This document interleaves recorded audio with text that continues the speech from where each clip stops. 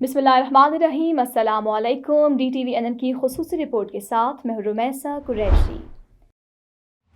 Greater Houston में guns के जरिए तशद्दुद के सदेबाब के हवाले से एथनिक मीडिया की जानिब से जुमेरात 28 मार्च 2024 को college of Houston biblical studies, जो कि 7000 Regency square boulevard, Houston, Texas 77036 पर वाक़ है। College of Houston biblical studies में न्यूज़ ब्रीफिंग का इनेकाद किया गया, जिसमें कारकुनों, नौजवानों, हेल्थ वर्कर्स, पुलिस और पॉलिसी साजों की जानिब से आगाही दी गई। हस्ब रिवायत एथनिक मीडिया सर्विसेज की एग्जीक्यूटिव डायरेक्टर सैंडी क्लोज ने इब्तदा की। उनके बाद जिन शख्सियात ने ब्रीफिंग से खिताब किया, उनमें से doctor Bindi Naik, Emily Whitehurst, Houston area women centre के सदर, राइस यूनिवर्सिटी में एक तालिब इल्म जासिर रहमान, ह्यूस्टन के इलाके के हाई स्कूल के senior Sami Baig, Houston police department office में कम्युनिटी अमूर के senior police officer Raul Collins, college of biblical studies के रियल एस्टेट ऑपरेशंस के डायरेक्टर टेरी ब्रायन भी शामिल थे। ह्यूस्टन एथनिक मीडिया सर्विसेज की जानिब से मुनक्किदा ब्रीफिंग, जो सैंडी क्लोज की सरबराही में हुई, के दौरान असलहे के जरिए होने वाले तशद्दुद, आगाही, तालीम के हवाले से कोशिशों पर तफसीली बात हुई। इस ब्रीफिंग के इख्तिताम में सैंडी क्लोज ने नकिया कूपर और एथनिक मीडिया के तमाम शुरा की कोशिशों को सराहा और facilitator the college of biblical studies का खुसूसी शुक्रिया भी अदा किया, जिसके बाद रोज़ादारों के लिए खाने के खुसूसी तौर पर तैयार करदा बॉक्स सब में तकसीम किए गए, ताकि तमाम रोज़ेदार इत्मीनान के साथ इफ्तार कर सकें। आए मुलाहिजा करें इस ब्रीफिंग की मुकम्मल तफसील। I know how important and helpful it is to have a written transcript of the speakers. So, thank you. This is almost a full house, which is really remarkable because this is the first time we've had a briefing at this wonderful venue. And I just want to ask everybody here in the room, let's give a hand to our host, the College of Biblical Studies, which has made this beautiful facility available. Now, we're going to start promptly because our first speaker has to leave at 11:30, and she's come all the way from Galveston. So we're on a time clock here, and we're going to start our formal program in about 3 or 4 minutes. But before I do, let me just say we have this wonderful opportunity to address the multiple diverse audiences served by the media newsroom. And this is really our honor. All of you are our honored guests, all the reporters who come, my thanks. This is maybe our 8th briefing together, and next month I will be coming for a 2-day strategy meeting with all of you. We will not be doing a briefing.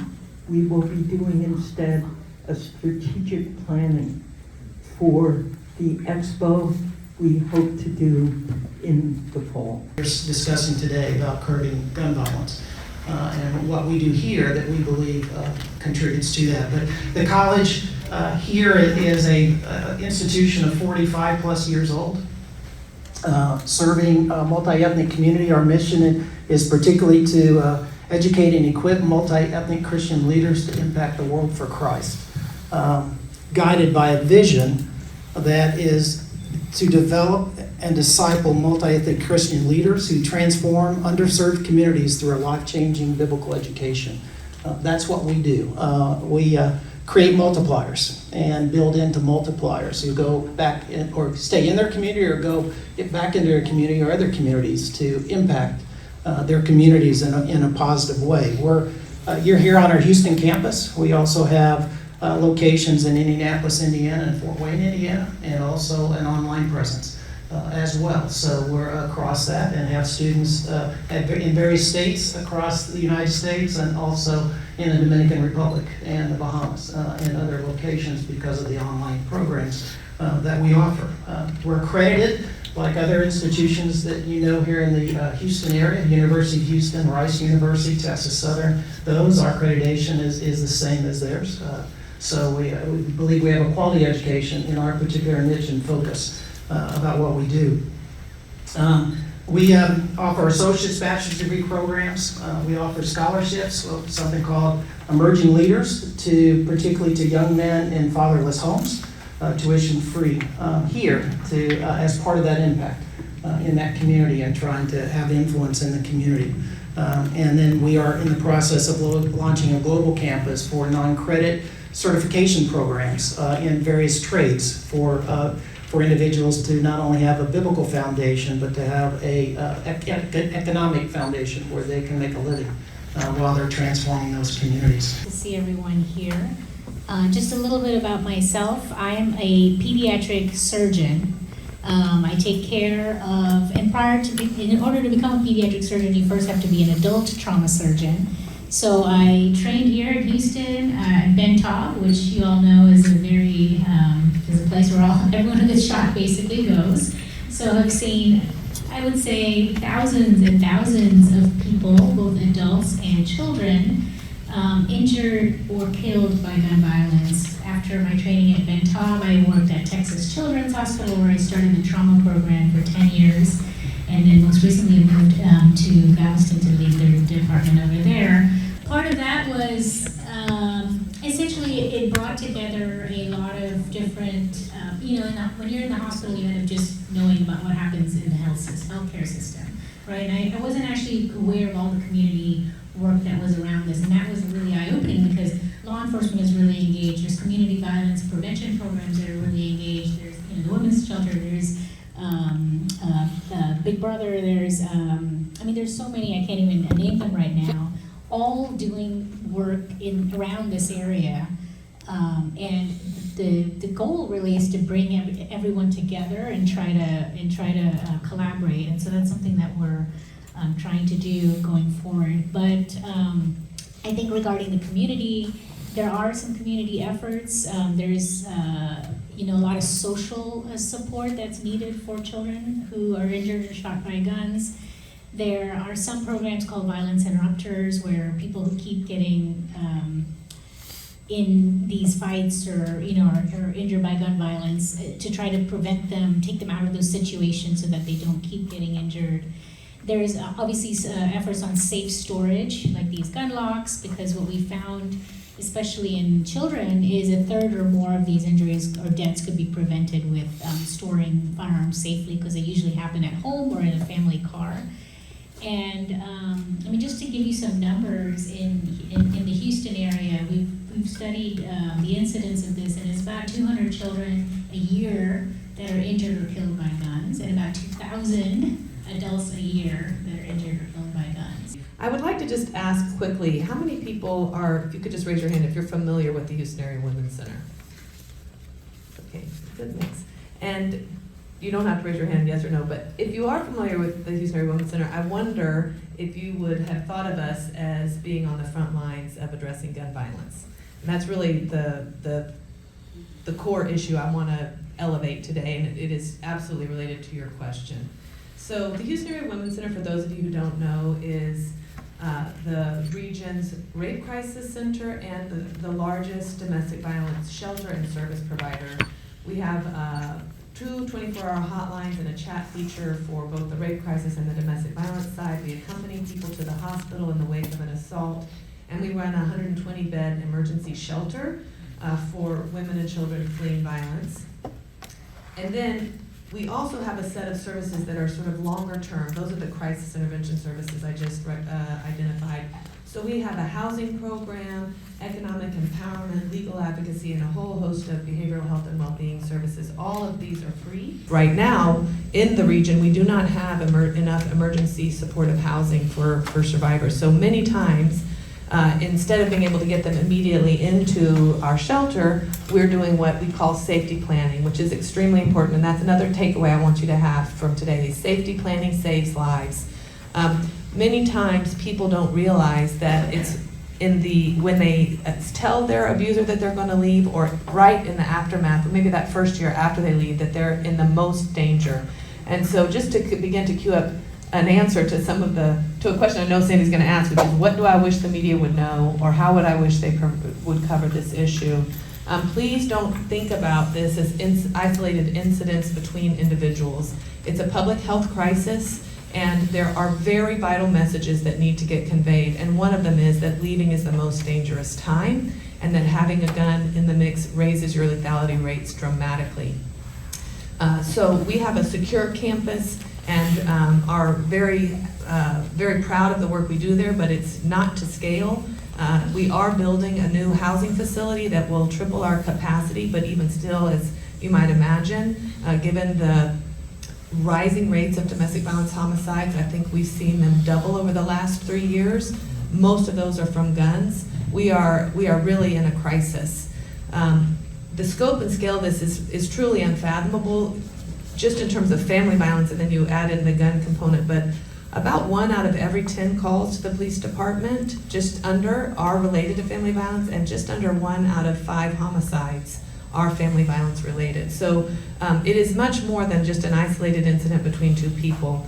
At the Houston Area Women's Center, we look at this epidemic both with a gender lens and a racial lens. We understand that this is having a disproportionate effect on women of color, and our staff are a very diverse, multilingual, multicultural staff to make sure that the unique considerations of the survivors who come forward are really attended to, and also that we are able to address the systemic oppression that is creating conditions for violence to thrive. We really want to be able to tell the truth about that.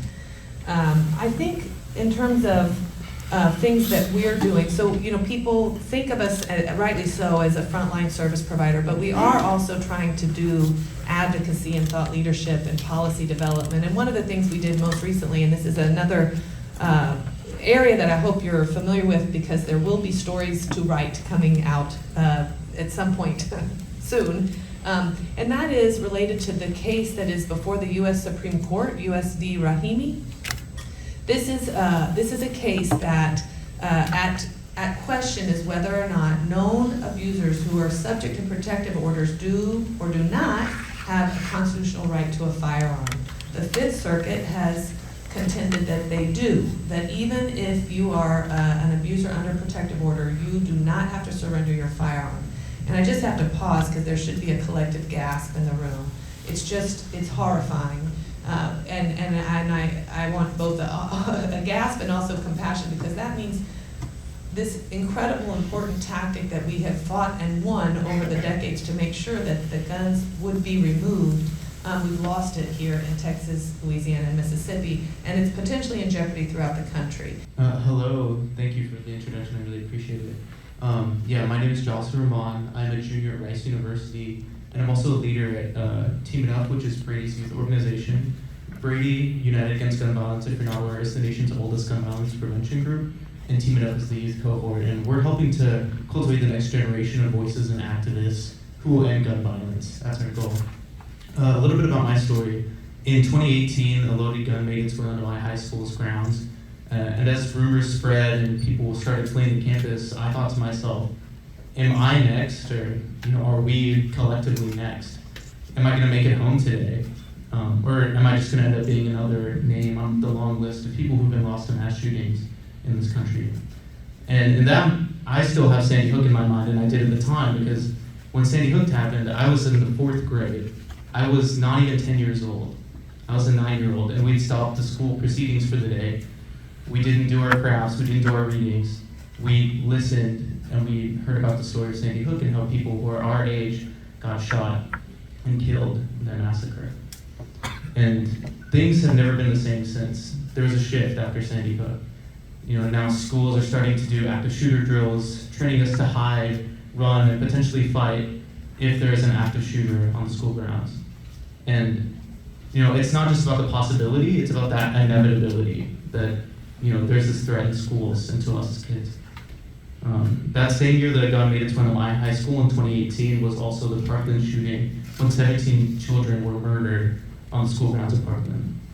And gun violence prevention since then has become the #1 cause of death for children and young people under 18 in my lifetime. And it's almost as if gun violence has now become this integral part of our culture and our identity as a generation. It's become normal to read these headlines about kids getting shot in the street or in schools or anywhere where they should be safe. But we need to get one thing clear. This is not normal. It's not normal. The people of Houston know it. The children who are living under fear every single day in the city know it. The people at Team Enough who are organizing the young people every single day to work on this issue. And the parents of victims and those families of the victims who know and experience the pain that people feel every time you lose someone to gun violence. What's radical is that gun violence has become the single biggest public health threat to youth and young people. And yet, the people who are the adults in the room, who are the policymakers, who are the officials, lack the will to do anything about it. That is what is radical. And I say enough is enough. And Team Enough says enough is enough. And Brady says enough is enough. And everybody who's with me says enough is enough. This needs to stop. It's not radical. It's a fight for our lives.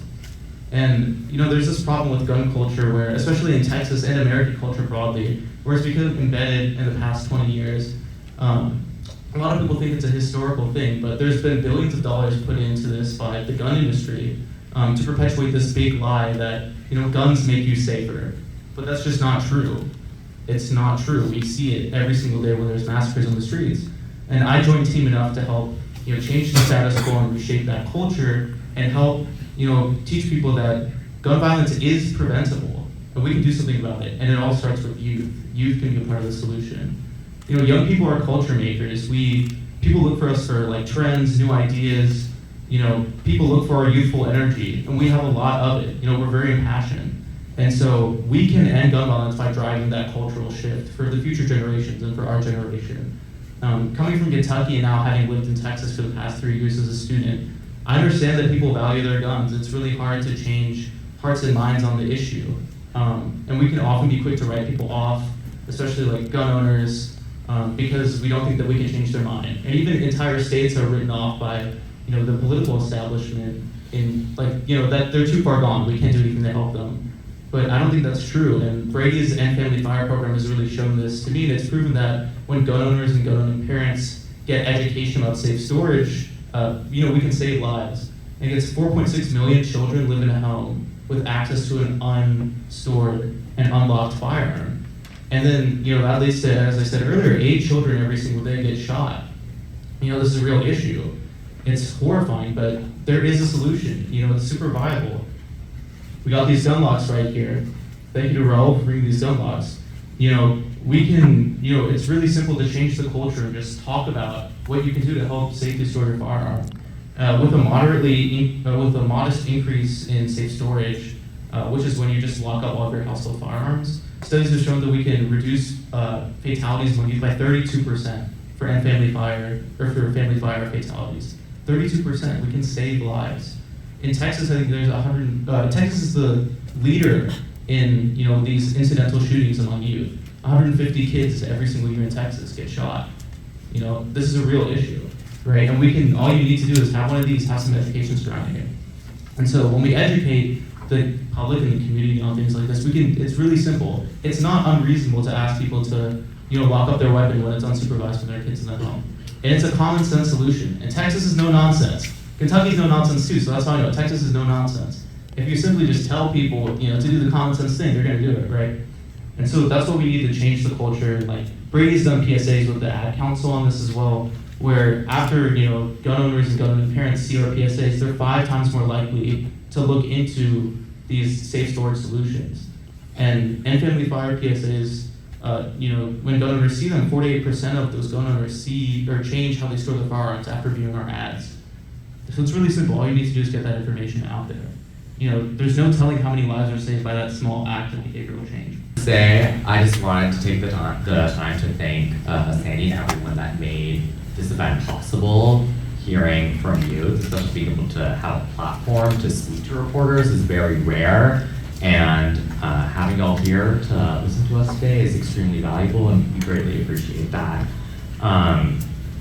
So when I started in the gun violence prevention movement, I joined March for Our Lives Houston in the 10th grade. Implement curfews to be afraid to go outside was a very scary experience. And when I was in middle school, no one should be going through that. And I still want to recognize I was very privileged to be able to live in a neighborhood that could afford a security guard, that could afford security cameras. Other neighborhoods in Houston do not have that privilege, and where my gun violence experience occurred in 2018 for children, especially here in Houston, it is a daily occurrence. There is so much pressure to implement policy measures. And we're just kids, you know? We're in high school, we're not supposed to be doing this. And I had to learn about our Texas legislature for the first time alone. And I worked on a bill. It was a domestic violence harms prohibition bill. I contacted a lawmaker. Her name is Representative Goodwin. I researched about this bill through differs. I learned about how to track bills on Texas legislature online. I was able to find resources that were able to help me, but I had a computer and an email. Other kids don't have that, and I was able to teach myself these things I was very lucky. The first call that I got from the Capitol happened in a school assembly, and the first conversation that I had with the legislative director happened behind stage of my basketball courts because I was an angry kid, and then I was growing to be a big kid. I was 6 foot 12, I'm 6'7" now, and luckily I used that to fuel me. You know, I never got high or drunk a day in my life because my father tried to use that as an excuse in how it altered him. But for me, there is no excuse. Manhood protects womanhood, protects childhood. It's like a ring, and it's unbroken. You give love, it comes back to you. You know, again, you have to find your way in this, and I believe in using the NGOs, the non-governmental organizations. I want to start by saying thank you to Officer Collins and everyone on this panel for the amazing work you all are doing. You know, I'm having a moment of not feeling worthy. So thank you all so much for your service to the community. It's a wonderful thing. Officer Collins has got a vertical jump about this high. He might show you a picture later like he did me. So, but anyway, let me jump into this. I'll keep it short. My name again is Terry Bryan. I serve as the lead of our safety and security team here at CBS. I want to share a few insights that we're battling from our perspective here in Southwest Houston and what we're doing to keep the campus safe. And I, again, thank everyone for their perspectives on this issue as well. So if I have a thesis statement, I would just simply say this. We prioritize creating a campus environment in which people are safe, they feel safe from physical harm, while at the same time changing lives, as Paul Keith stated a little while ago. So how do we do that at a high level perspective? Communication is key. So how do we communicate? Well, we communicate through safety policies and awareness to staff and students. We communicate on criminal activity in the area to our key constituents. We inform and communicate safety through our website, through different videos and activities, and I'll unpack that a little further in just a minute. We also communicate using staff and student emails. We collaborate with HPD. There's a substation right around the corner. They now know me on a first name basis. We invite them in to write the reports, come in and eat, break bread with us, whatever. But we love having HPD on property, and we communicate that to them as well. We also collaborate with Dallas Theological Seminary Chief of Police, as well as the Lone Star Chief of Police. Both of them have been very contributive to what our efforts and what we're doing. We have a CBS crisis management plan, that three of us really developed over the years, Paul Keith, myself, and Melinda Marilat, who's on the call. We have an alert system. We call it the CBS Watchman Alert System. So in the case of that type of emergency or any other emergency, we are able to send out text, phone, email alerts to people in real time. So that's also important to us. We have an armed security guard on campus. He's here anytime there's someone on campus, he is here. I think many of you probably met him today when you came in. We have most of our doors closed during the day. We have front door entry only. So in a sense, we battle the issue of we're an open campus. We want an open campus feel, but we're also having to maneuver through the issue of knowing that the crime is on the uptick. So we close most of our doors. People can exit or access cards can come in, but the other doors, but our front door is entry only, is the open door where our security guard resides.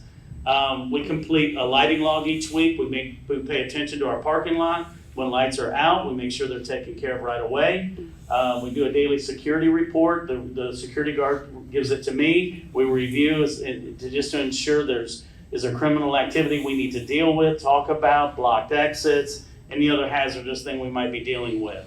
One other thing we also, with our security guard, we make sure everyone has the phone number, a security phone we have on campus. If anybody wants an escort to their car late at night or any time for that matter, we want to make sure that we get them to their car. We highly promote that with both us and our tenant. And we also communicate tips as to how to avoid car break-ins and other things like that. You know the drill. Don't leave your computer sitting on the dashboard, kind of things. And so I think with that, in conclusion, I just want to say we take safety and security very serious here at CBS, and we're making every effort in the community to offer a safe and secure environment, while also changing people's lives who go out into the world and the community. Shout out from the Nguyen Lee, who had to go to Vietnam for a couple of weeks for family issues, but she very much wanted to say, please remember me to my good friends at Houston Ethnic Media. So thank you again. Please stay for lunch. Please know that all of us want to ask you questions, and you were a terrific panel. Thank you. DTVNN से फिलवक्त इतना ही। मज़ीद खबरों और updates के लिए देखते रहिए DTVNN और हमारा यूट्यूब चैनल देसी टीवी USA, और इसके अलावा हमारा OTT प्लेटफॉर्म DTV Flix, जहां पर आपको 2000 से ज़्यादा चैनल्स देखने को मिलेंगे।